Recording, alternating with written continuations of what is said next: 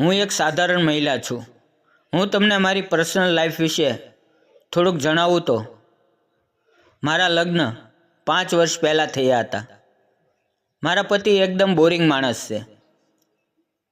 મારી જિંદગીની અંદર ઘણા બધા અવનવા કિસ્સા બનેલા છે, જે હું તમને ધીરે ધીરે જણાવીશ.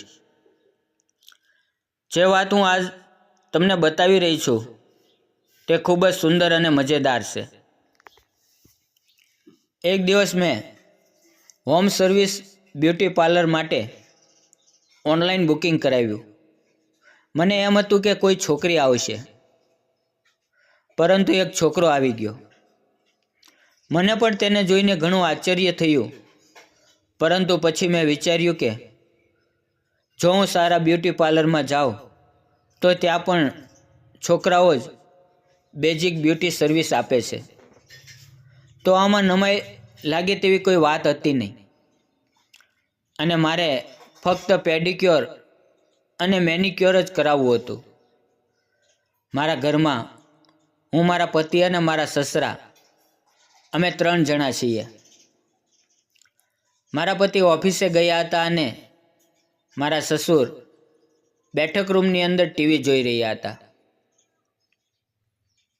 હું તેને મારા રૂમની અંદર લઈ ગઈ. મારા સસરા રિટાયર્ડ શિક્ષક હતા અને તે પણ ખૂબ જ ખુલ્લા વિચારો ધરાવતા હતા, એટલે મને કોઈ પણ પ્રકારની તકલીફ હતી નહીં. તે છોકરાએ તેનું નામ આકાશ જણાવ્યું. રૂમની અંદર આવતા જ તેણે પોતાનું સેટઅપ બનાવ્યું અને પછી મને કહ્યું કે મેડમ, શરૂ કરીએ? તો મેં કહ્યું હા, જરૂર. હું બેડના કિનારા ઉપર બેસી ગઈ અને તેણે નીચે પેડિક્યોર મશીન લગાવી દીધું. તેણે મારા પગ ઊંચા કરીને તે મશીનની ઉપર રાખી દીધા અને મશીન ચાલુ કરી દીધું. મશીન ચાલુ થતાં જ નીચે ગુદગુદી થવા લાગી. મને શરમ આવી રહી હતી, પરંતુ મેં વિચાર્યું કે આ તો તેનું રોજનું કામ છે, એટલે શરમાવા જેવું કાંઈ જરૂરી નથી.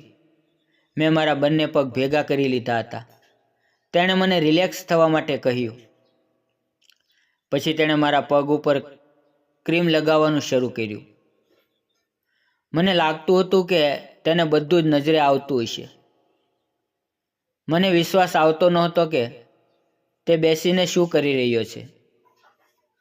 જોવાની વાત તો ઠીક હતી, પરંતુ તે સૂંઘી પણ રહ્યો હતો.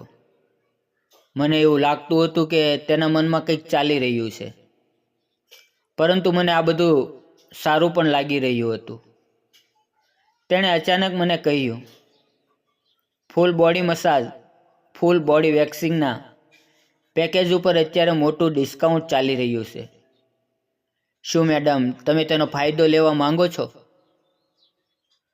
તેની આ વાત સાંભળીને હું વિચારમાં પડી ગઈ. મને સમજમાં નહોતું આવતું કે તેને હું શું કહું, પરંતુ ત્યાં તેણે એવી વાત કહી કે મારા હોશ ઉડી ગયા અને મારી આંખો આગળ અંધારું થઈ ગયું. તેણે કહ્યું કે બિકીની વેક્સ પણ આ સ્કીમની સાથે છે. તેની વાત સાંભળીને મને એવું લાગ્યું કે હું ક્યાં જઈને છુપાવું, કારણ કે ઘણા દિવસથી મેં પણ સફાઈ ન કરી અને હેર રિમૂવ પણ કર્યું નહોતું. મને લાગતું હતું કે તેણે આ બધું જોઈને જ મને આવી વાત અને ઓફર આપી છે. તો મેં તેને કહ્યું કે હું આ બધી સર્વિસ મારા ઘર ઉપર નથી લઈ શકતી, કારણ કે મારા સસરા ઘરે છે. પછી મેં વિચાર્યું કે મેં આ શું કહ્યું. હું તેને ના પણ પાડી શકતી હતી. તેણે કોઈ જવાબ આપ્યો નહીં અને તે પોતાનું કામ કરવા લાગ્યા. તે સરસ રીતે પેડિક્યોર કરી રહ્યો હતો. મને થઈ રહ્યું હતું કે બધું ભીનું ભીનું થઈ ગયું છે. હું ફક્ત મારો મોબાઈલ જોઈ રહી હતી.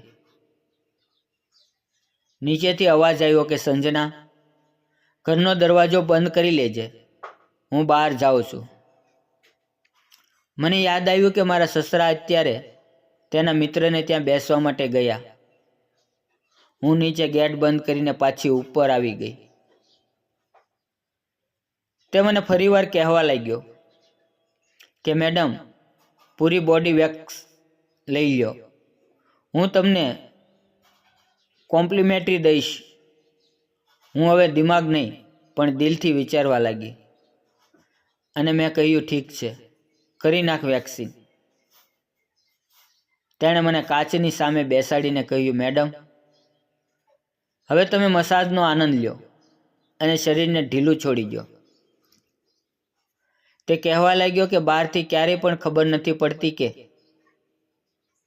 થેલીની અંદર કેટલા મોટા અને મીઠા ફળ હશે. હું કાંઈ બોલી નહીં.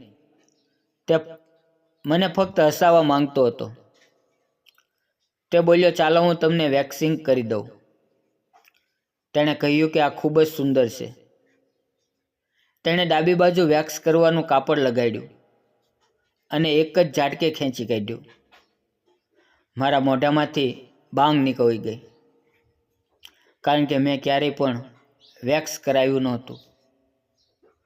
થોડીવાર તે બોલવા લાગ્યો કે હાથ વડે મસાજનું કામ પૂરું થયું. હવે હું મારું ખાસ યંત્ર મારા થેલામાંથી બહાર કાઢીશ, જે તમને ખૂબ જ પસંદ આવશે.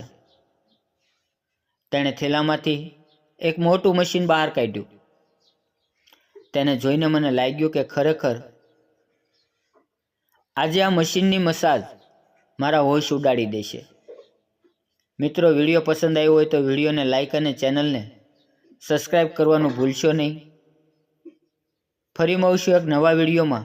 ત્યાં સુધી આવજો.